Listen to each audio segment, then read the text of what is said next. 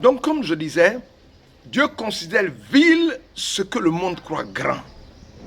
Dieu n'a pas le même ordre, c'est-à-dire que le même ordre, l'ordre des mesures de grandeur que le monde, non.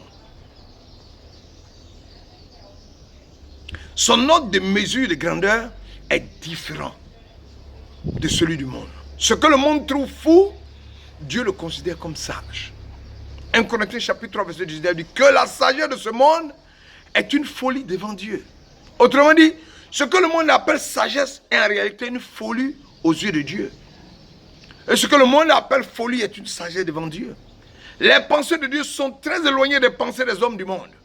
La mission de Jean-Baptiste sur terre, qui était de préparer la venue du Sauveur, va lui donner d'être élevé au-dessus de tous les hommes et femmes nés d'un père et d'une mère, et faire de lui le plus grand des prophètes. Et pourtant, dans le ciel de gloire, selon le verset 28, il est le plus petit dans le royaume de Dieu. Et il est le plus petit dans le royaume de Dieu, mais il est plus grand sur la terre. C'est-à-dire le plus petit dans le royaume de Dieu est plus grand que lui sur cette terre. Voilà.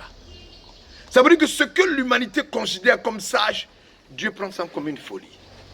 Donc ne voyez pas la sagesse de ce monde et puis dire, ah, comme c'est quelque chose de sage, quelque chose de bien selon le monde, donc c'est bon. Non. Ça peut être folie aux yeux de Dieu. Et c'est l'est en général.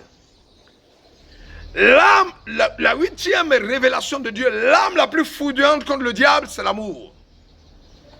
Le diable a en lui la haine. Il a en lui la jalousie, la convoitise, le mensonge, l'hypocrisie, le malheur, l'abomination, l'infamie, le mot, le mal en un mot, l'infamie en un mot, le mal.